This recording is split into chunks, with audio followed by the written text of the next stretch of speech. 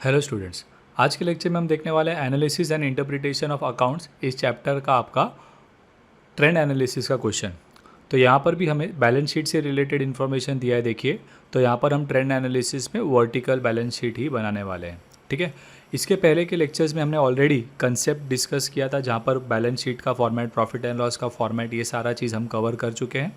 अगर आपने वो कंसेप्ट का लेक्चर देखा है तो आपको ये सम जो है वो और अच्छी तरीके से समझेगा। तो अगर आपको उस लेक्चर्स देखने हैं तो आपको इस वीडियो के डिस्क्रिप्शन में भी कंसेप्ट के लेक्चर्स के लिंक मिल जाएंगे। तो आइए शुरू करते हैं सम सॉल्व करना। तो क्वेश्चन में देखिए क्या पूछा है आपको। Amar limited request you to prepare trend analysis statement for the following information. तो आपको ट्रेंड एनालिसिस बनाना है यहाँ पर, जो फॉलोइंग इन्फॉर्मेशन दिया है उसके लिए। तो यहाँ पर आप देख पाएंगे कि ये इन्फॉर्मेशन जो है वो सारा बैलेंस शीट से रिलेटेड है, राइट। इसका मतलब हमें वर्टिकल ट्रेंड बैलेंस शीट बनाना है। ठीक है, अब यहाँ पे आप देखो 3 साल का अमाउंट दिया हुआ है आपको, 2016, 2017 एंड 2018। और यहाँ पे इस क्वेश्चन में जो आपको टेक्स्ट बुक में था, इसमें मैंने थोड़ा सा करेक्शन किया है कि डिबेंचर्स का जो अमाउंट नील दिया था वहाँ पे हम क्या लेंगे, 50,000 लेंगे। ये एक करेक्शन है। ठीक है, तो अब हम लोग सम सॉल्व करना शुरू करते हैं। सबसे पहले हम लोग कंपनी का नाम लिख देते हैं ऊपर, राइट, अमर लिमिटेड।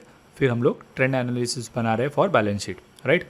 अब हमारा ट्रेंड एनालिसिस का फॉर्मेट ले लेते हैं।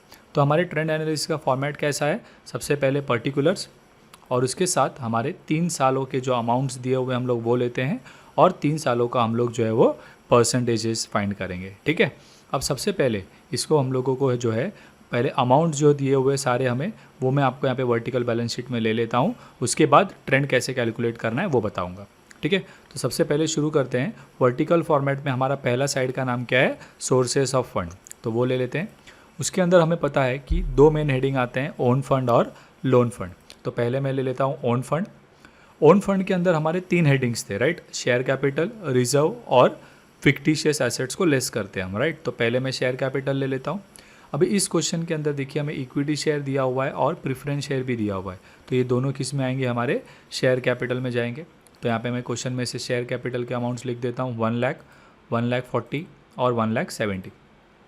ठीक है, फिर हम प्रेफरेंस शेयर कैपिटल के अमाउंट लिख देते हैं, कितना दिया हुआ है हमें, 50,000, 1 लाख और 2 लाख। उसके बाद सेकेंड हेडिंग आता है हमारा रिजर्व एंड सरप्लस। अभी इस क्वेश्चन के अंदर कौन से रिजर्व्स हमें दिए हुए हैं, तो आप देख पाएंगे एक प्रॉफिट एंड लॉस अकाउंट दिया हुआ है आपको, और जनरल रिजर्व दिया हुआ है। प्रॉफिट एंड लॉस में कुछ कहा नहीं है, डेबिट बैलेंस है या क्रेडिट बैलेंस है, तो हम उसे क्रेडिट बैलेंस ही समझेंगे। ठीक है, अब यहाँ पे जनरल रिजर्व ले लेते हैं पहले, 60,000, 2 लैक्स और 1,10,000। और प्रॉफिट एंड लॉस का जो अमाउंट दिया हुआ है वो ले लेता हूँ, 59,000, 2 लैक्स और 1,50,000।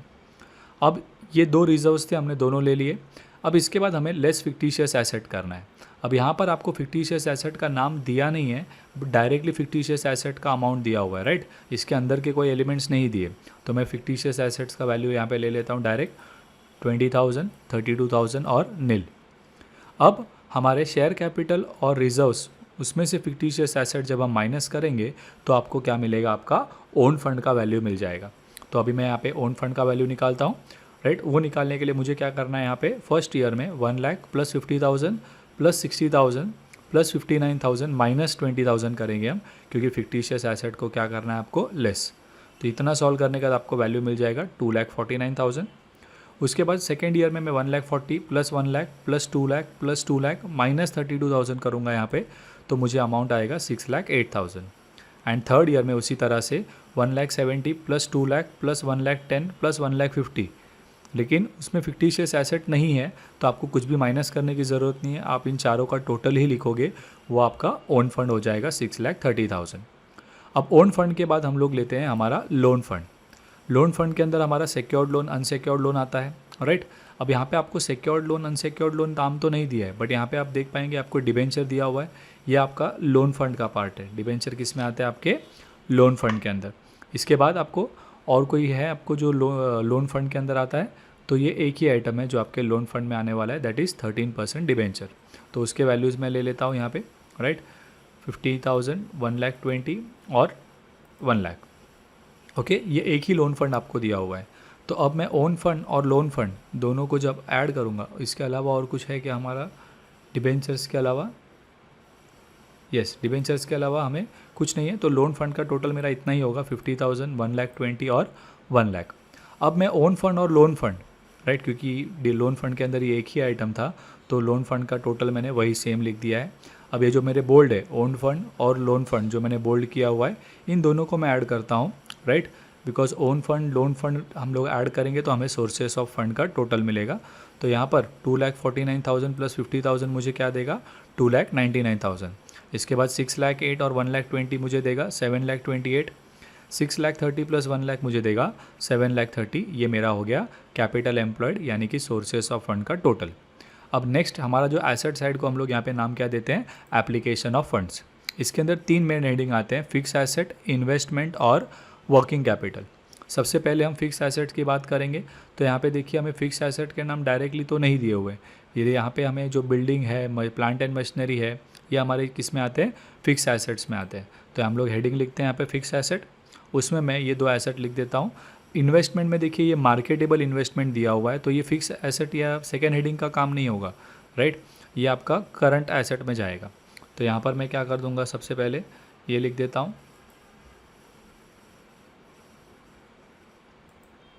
बिल्डिंग, अमाउंट दिया है 1,00,000, 2,50,000 और 4,00,000। इसके बाद आपको प्लांट एंड मशीनरी दिया हुआ है 64,000, 1,50,000 और 2,30,000। तो फिक्स एसेट के अंदर ये 2 ही है। इसके बाद आ जाता है आपके इन्वेस्टमेंट्स, बराबर है, बट यहाँ पे जो ट्रेड इन्वेस्टमेंट दिया हुआ है वो आएंगे, जो मार्केटेबल इन्वेस्टमेंट है वो आपके क्या होते हैं, करंट एसेट में आएंगे, ठीक है ना, राइट। तो ट्रेड इन्वेस्टमेंट्स में देखिए क्या दिया हुआ है आपको, नील, 2,00,000 और 1,00,000, तो आप वो ले लेंगे, नील, 2,00,000 और 1,00,000। इसके बाद वर्किंग कैपिटल के हेडिंग में सबसे पहला आ जाएगा आपका करंट एसेट। अब इसमें हमारे कौन से करंट एसेट है देखिए, तो क्रेडिटर देखिए आपका करंट लायबिलिटी में जाता है, ठीक है, बिल्स रिसीवेबल करंट एसेट में आएगा। ट्रेड इन्वेस्टमेंट तो हम ले चुके हैं, ये भी ले चुके हैं, डिबेंचर भी ले चुके हैं, बिल्डिंग भी हो गया है, प्लांट एंड मशीनरी भी हो गया है। मार्केटेबल इन्वेस्टमेंट आपके करंट एसेट में आएगा, debtor current asset, bills payable current liability और बैंक भी आपका करंट एसेट। तो सबसे पहले हम लोग करंट एसेट्स के सारे ले लेते हैं। तो पहले मैं बिल रिसीवेबल लिख देता हूँ, राइट, 10,000, 20,000, 40,000। बिल्स रिसीवेबल के बाद नेक्स्ट क्या दिया हुआ है हमें, मार्केटेबल इन्वेस्टमेंट हमारे 50,000, 60,000 और नील। उसके बाद हमें दिया हुआ है डेटर्स, कितना दिया है, 25,000, 30,000 और 50,000। और बाद में हमें दिया हुआ है हमारे कैश बैंक का अमाउंट, राइट, 2,00,000, 2,00,000 और नील। तो ये 4 हमें क्या दिए हुए हैं, हमारे करंट एसेट्स दिए हुए, इनका टोटल कर लेते हैं हम, राइट। तो 10,000 प्लस 50 प्लस 25 प्लस 2,00,000, तो मेरा टोटल करंट एसेट मुझे कितना मिल रहा है, 2,85,000। सेकेंड ईयर में मेरा इसी तरह से टोटल करने पर टोटल करंट एसेट मिलेगा 3,10,000। एंड थर्ड ईयर में ये 2 ही वैल्यूज़ है, इनका टोटल करेंगे तो अमाउंट आएगा 90,000। अब हमें पता है कि वर्किंग कैपिटल निकालने के लिए मुझे करंट एसेट के टोटल में से करंट लायबिलिटी क्या करना है, माइनस करना है। तो मैं ले लेता हूँ लेस करंट लायबिलिटीज़। अब उसमें पहला हमें क्रेडिटर और दूसरा दिया हुआ है आपको बिल्स पेएबल, तो ये दोनों अमाउंट ले लेते हैं हम। क्रेडिटर्स कितना दिया था हमें, 75,000, 1,00,000 और नील। सो 75,000, 1,00,000 और नील। बिल्स पेएबल में 75,000, 82,000 और 92,000, तो ये 3 चीज़ ले लेते हैं। और ये दोनों का टोटल करने के बाद आपको जो है वो टोटल करंट लायबिलिटी मिल जाएगा, राइट। तो 75, 1,50,000 1,00,000 प्लस 82, 1,82,000 और यहाँ पे सिंगल अमाउंट बिल्स पेएबल ही था, तो आपका करंट लायबिलिटी कितना आ रहा है, टोटल 90,000।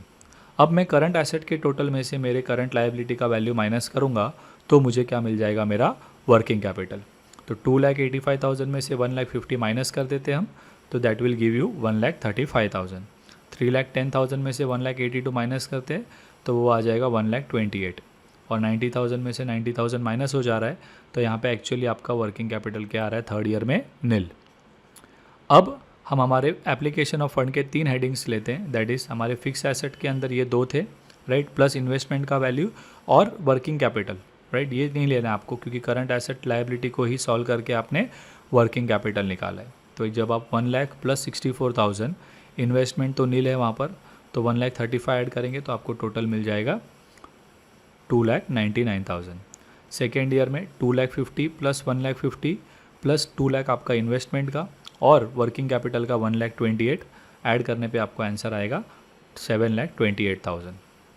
इसके बाद यहाँ पर बात करें तो थर्ड ईयर में 4,00,000, 2,30,000 और 1,00,000 इतनी चीज़ें ले रहे हैं हम इन्वेस्टमेंट के साथ। और वर्किंग कैपिटल हमें पता था यहाँ पे नील है, तो हम इसका टोटल करेंगे तो हमें टोटल मिल जाएगा 7,30,000। तो आप देख पाएंगे कि आपका सोर्सेस ऑफ फंड और एप्लीकेशन ऑफ फंड जो है वो दोनों साइड टैली हो रहा है। ठीक है, तो अब हम लोग आ जाते हैं ट्रेंड कैलकुलेशन के लिए। अब ट्रेंड के लिए देखिए बहुत ही सिंपल है। सबसे पहले आपके 3 सालों में जो भी सबसे पहला साल होगा उसे हम लोग क्या कहते हैं, हमारा बेस ईयर। और बेस ईयर में हर एक एलिमेंट्स के जो भी वैल्यूज़ होंगे उनको हम क्या लेंगे, 0 लेंगे, 100 लेंगे। क्या लेंगे, 100। यहाँ पर भी वैसे ही ले लेते हैं सारे वैल्यूज़ को 100। तो अब हमें जो है वो खाली 17 और 2018 का वैल्यू फाइंड आउट करना है। तो एलिमेंट बाय एलिमेंट 1 बाय 1 हम स्टार्ट करेंगे। पहले इक्विटी शेयर्स के दोनों साल का अमाउंट निकालेंगे, फिर प्रेफरेंस शेयर्स के दोनों साल का अमाउंट निकालेंगे, इस तरह से। अब ये ट्रेंड निकालने के लिए मैं आपको एक फॉर्मूला बताता हूँ, राइट, कि हम लोग ट्रेंड कैलकुलेट करते कैसे हैं। सबसे पहले हमारा जो भी ट्रेंड वैल्यू हमें निकालना है उसका फॉर्मूला है करंट ईयर, जिस साल का आप वैल्यू परसेंटेज फाइंड करना चाहते हो उस साल का वैल्यू डिवाइड बाय किससे करना है, बेस ईयर के वैल्यू से इंटू 100। ठीक है, तो अगर मुझे 2017 का वैल्यू परसेंटेज निकालना है ट्रेंड वैल्यू, तो मैं क्या करूँगा, 2017 का value divided by base year यानी कि 2016 का वैल्यू इंटू 100 कर दूंगा। ठीक है, तो 1,40,000 डिवाइडेड बाय 1 लाख करेंगे हम इंटू 100, तो मुझे आंसर कितना आ रहा है, 140। तो यहाँ पे आ जाएगा 140। फिर सेकंड इसका मैं लिखता हूँ 2018 के लिए 1,70,000 है ना करंट ईयर जिसका हमें फाइंड करना है, राइट। तो 2018 डिवाइड बाय क्या करेंगे, बेस ईयर ही लेंगे। ओके, बेस ईयर आपका नीचे फिक्स होगा हमेशा पहला साल का ही वैल्यू। ठीक है, तो 1,70,000 डिवाइडेड बाय 1 लाख इंटू 100 करेंगे तो वो कितना आ रहा है आपको, देखिए सॉल्व करने पर, राइट, 170। ये जो आपको मैं बता रहा हूँ ये आपके खाली अंडरस्टैंडिंग के लिए, ये आपको एग्जाम में करके दिखाने की ज़रूरत नहीं है। आप डायरेक्टली कैल्सिपल सॉल्व करते करते सारे अमाउंट्स लिखते जाएंगे।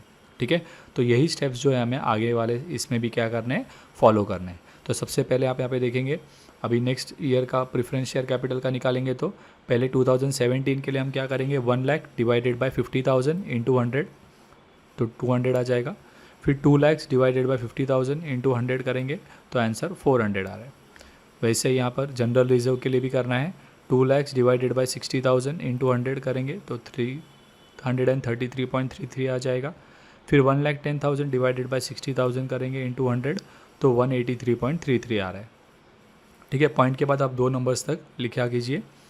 उसके बाद नेक्स्ट प्रॉफिट एंड लॉस के लिए again same method, 2 lakh divided by 59,000 into 100 वो आ जाएगा 338.98। 1,50,000 डिवाइडेड बाय 59,000 तो वो आ जाएगा 254.24। फिर यहाँ पे देखिए अभी ये साल में 2017 का बात करें तो 32,000 डिवाइडेड बाय 20,000 इंटू 100 करेंगे तो ये आएगा 160।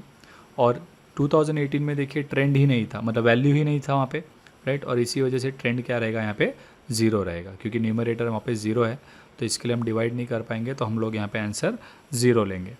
इसके बाद ओन फंड में वैसे ही करना है, 6,08,000 हमारे 2017 का वैल्यू है, divide by base year 2,49,000 into 100 करेंगे तो 244.18। फिर 6,30,000 डिवाइडेड बाय 2,49,000 करने पर 253.01।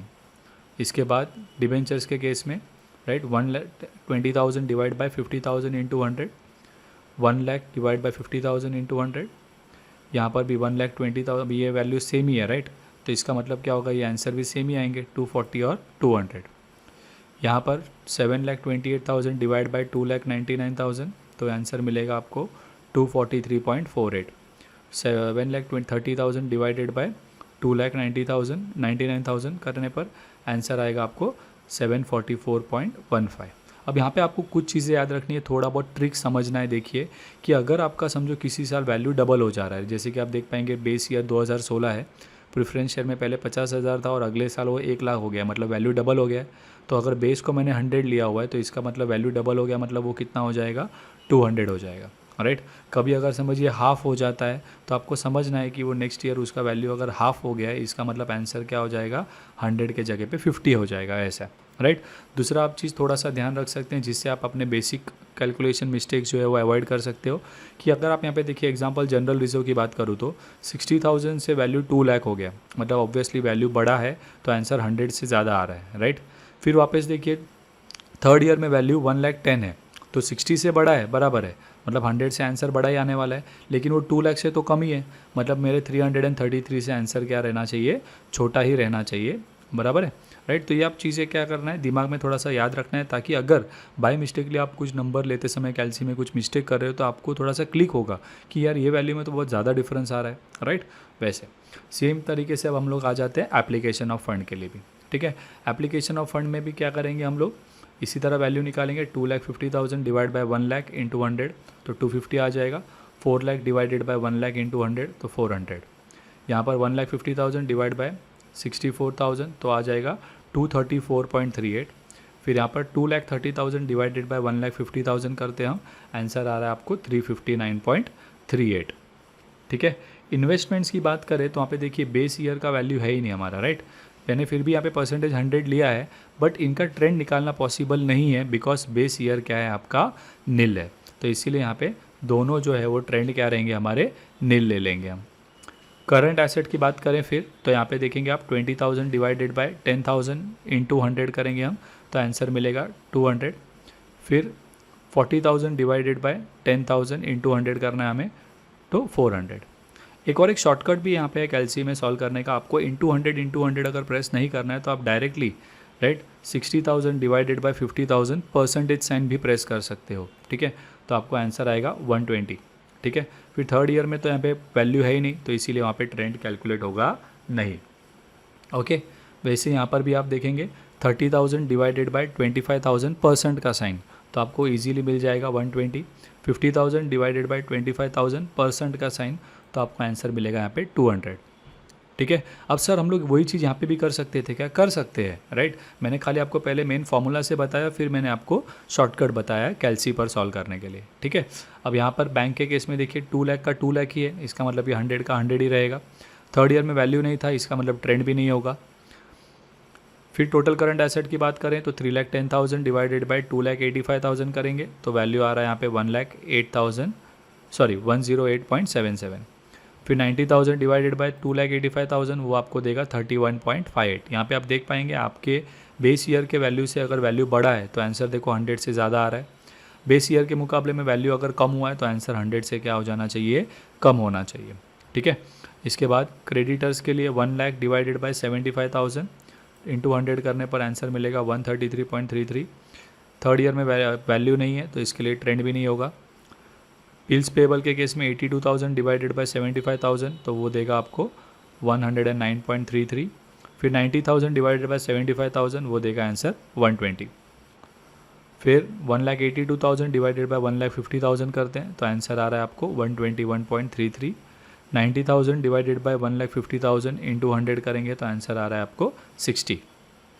वर्किंग कैपिटल की बात करें तो 1,28,000 डिवाइडेड बाय 1,35,000 वो आपको इंटू 100 करने पे आंसर मिलेगा 94.81। थर्ड ईयर में तो वर्किंग कैपिटल नहीं है तो इसके लिए वहाँ पे ट्रेंड भी नील रहेगा। रही बात लास्ट कैपिटल एम्प्लॉयड में तो देखिए सेम वैल्यूज़ यहाँ पे हमें मिले थे तो ट्रेंड भी सेम ही रहने वाला है, राइट। देन टू आप चेक करने के लिए करोगे तो भी वही आएगा। 7,28,000 डिवाइडेड बाई 2,99,000 इंटू 100 करने पे 243.48।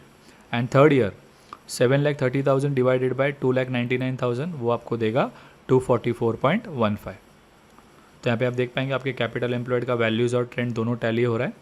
तो ये था हमारा सम जहाँ पे हम लोग वर्टिकल ट्रेंड एनालिसिस जो है वो बनाया, ठीक है। तो यहाँ पे हमारा जो सम है जो कंप्लीट हो जाता है।